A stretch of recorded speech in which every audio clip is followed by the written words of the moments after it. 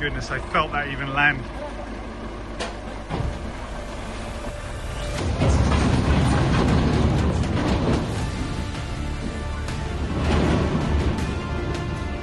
Wow, that's really, really, really big stone, man. Wow, crazy.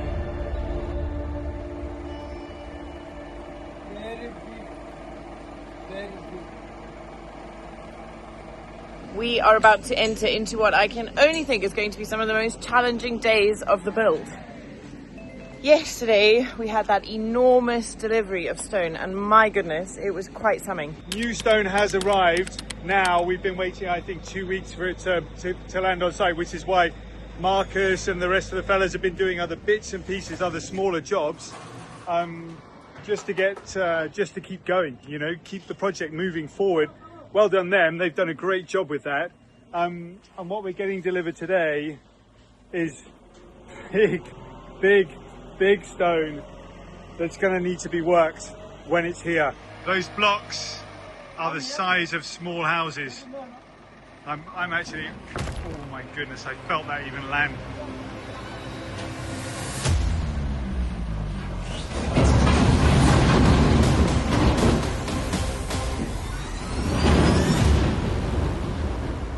That is going to take a lot of working, like a lot. If you think about the stone that we've been getting before, this is the grey stone. The stone that's been turning up on site and we've been using is very, very similar to the size of this and the shape of this. You know, we've got these fairly small stones, you know, about 1/2 metre across, 1/2 metre in height and about 30 centimetres in depth. Look at this.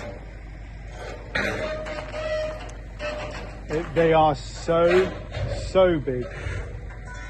I think they're going to need to get one of those big compressor drills on site. Let's get some scale on that. That's my foot.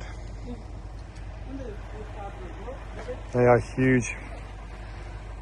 It's going to either get, well, it's just going to get noisy. I don't know what Marcus is going to say when he turns up tomorrow to work. He's going to be like, holy crap. I mean, look. It's like we got the Acropolis just landed. That's half the quarry right there. Everybody knows roughly what size a breeze block is, don't they? There we go. That's how big those stones are. They're very big. So I suspect the reason why it's come like this is there just aren't people at the quarry to be able to split the rocks. So they'll be doing the splitting, I think, here. Joachim has been trying so hard to get that the stones on site so that the build can continue. And it's been really just one obstacle after the other. Anyway, we've got it here. It's just going to be really noisy next few days, I think, splitting the rock up. Well, I've just got out from putting the boys to bed and that was hectic. We were literally sat in bed reading bedtime stories and I felt the whole house shake. Yeah. The boys were like, what was that, Mummy? Because the bed was like... Tuk, tuk, tuk, tuk, tuk. Was it? It was hectic. It felt like an earthquake. Yeah, you should have seen it. It was mega. It came off and the dust and the noise was pretty hectic. I'm a little bit shocked, actually, to see such huge stones. And, you know, we've talked about it before, how hard it is to live on a build site like this. We're so close and the boys are so little. And for the most part, it's fine. But what this feels like is it's just going to be so noisy and so dusty. So I talked to Joachim about it and he said they're going to start cutting it tomorrow and they'll also be here Saturday. This morning, bright and early, it is now 10 to 8. The compressor has arrived, which is what is going to be used to break these enormous stones down into usable pieces for Marcus and the team. It's going to be so noisy and it's going to be very dusty, but I've been promised it's only going to be a couple of days, so fingers crossed. We'll see how it goes. This is definitely an unexpected turn of events. There we go. The eagle, as they say, is landing. So do you guys remember when we had the compressor here the last time? It was when we were breaking up the enormous stones that came from beneath the build site. And of course, before that, it was the very early days of excavating the build site, getting ready to start building. And we had those guys here with those massive drills, and they'd like, there's almost like a kick switch, you know, and they kick it and it goes tuck, tuck, tuck, and then tuck, tuck, tuck, tuck, tuck, tuck, tuck. Anyway, it's very loud, quite impressive to watch. And yeah, I definitely thought our excavating big loud noises days were kind of done, but here we are. So apparently each of these stones has got a big line through it where they've obviously drilled into it, and I think they will use the compressor to cut through each of those scars, and then it will create the size stones that we need to be able to carry on building. I don't understand the nuances of why we've had to do it like this. There must be a problem with the machine at the actual quarry, but it has been a big problem for a few weeks now. It makes me think that the undertaking that we've taken on, you know, this building this enormous stone house, is not something that people are doing anymore. John and I have been talking about it a lot. You're right there, Obi. Excuse the dog in the background. But in the, you know, Mark was talking last week about how stonemasonry is a skill that's just kind of fading into the history books. And nobody really building like this around us. John and I were wondering, you know, it's a ridiculous thing to say, but could this be one of the last traditional, old-fashioned, if you will, stone house built like this? Begs the question, you know, like getting this much stone is proving really complicated and quite difficult, and we've had constant problems with it. So it definitely makes me think that we're doing something quite, you know, remarkable and very unique here. Are we mad? Probably. Will it be worth it? Hope so. I'm pretty sure it will. Okay, here comes Joachim, the big boss. And one of the most challenging bits, of course, about the next couple of days is that today we've got them cutting the stone here and doing that, and they'll be doing it tomorrow as well. We've also got Mario and Antonio coming tomorrow to work on the stone steps coming up the front of the house. So it's going to be a really busy few days of filming, of kind of working, of trying to navigate projects, of project managing. But we also have the boys, and we don't have any extra hands on site helping us look after them. So we're going to have to be tag teaming with the boys, making sure that they're away from that noise and from the dust as much as possible. So it might be the case that I leave John here and take them off site, and we go and do something else. I don't know, maybe there's a beach day on the horizon for the boys, but having them around here it's not ideal. So we'll see how bad it gets, we'll see what we need to do, and we will respond accordingly.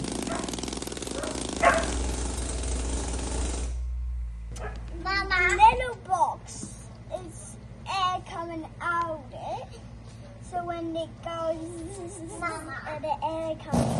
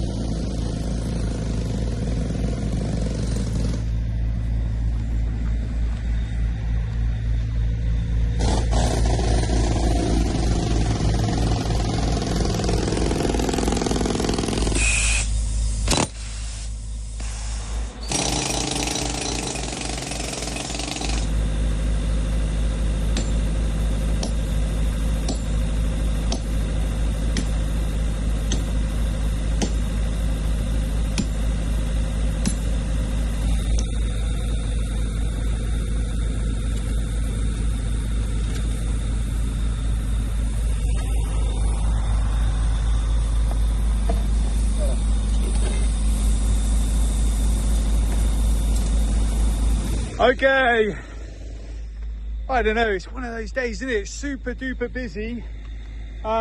We have got a lot going on right now. I've just told Tara that I've been down at the lawn trying to fix it. To be honest, it's had a tough year this year. I'll tell you a little bit more about that later. It's not looking the best it's ever done. Mostly because I've just been so busy. Let's get away from this generator. I've just been so busy with everything else going on. There's not even been 5 minutes to get down there and take care of it or look after it. So anyway, what's going on today? We've got James from the TV back with us today. And we're getting a whole bunch of stone delivered for the windows right there. That's the framing. We've seen that in the last episode. That's been going really well. And of course, we've got these huge stones that we've been splitting all morning.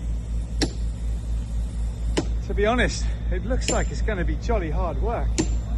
And Marcus, our stonemason, the legend that is Marcus, I think he's about there at the moment, up the top, just finishing off the apex of the part of the house that extends out that way.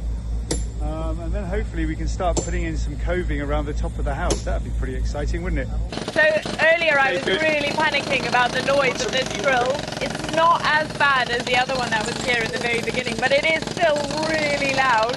But it's not loud enough that I'm concerned about the boys being around. Obi's also settled down because this morning he was just barking every time it came on. So it does feel really frantic though today. You know, I think it's when you've got loud sounds like this around you and you're trying to get stuff done and look after the boys, it can feel really like, you know, you start spinning out a little bit. But anyway, get through it, we will. What you got, boys?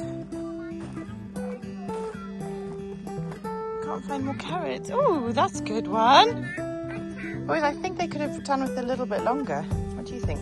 It's carrot day today. Carrot day today, is it? I think they're ready. How do you? I think we should pick them Boys, well, you've trampled all of them, so we do have lots of weeds in here. I'm going to pick them up. Okay.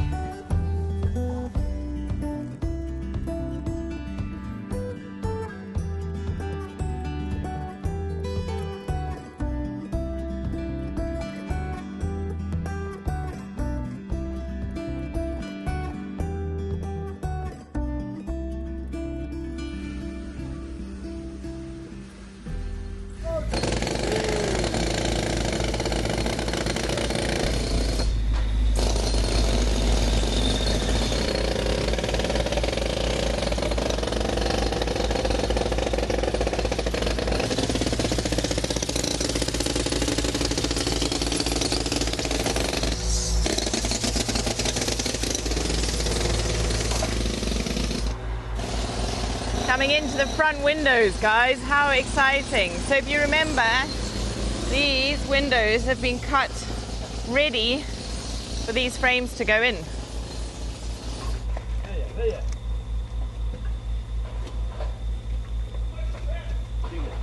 Where are the boys when all of this noise and bedlam is going on, you might ask? Well, at the moment, Crusoe and Sawyer are inside playing with KiwiCo stuff, and they're also putting together the Moreau pyramids. Now, that's not a KiwiCo product. They're just creating something. We've learned about pyramids this morning, and they like the Moreau pyramids more than the Giza pyramids because the Moreau pyramids are like this rather than like this. Off to see the Moreau pyramids.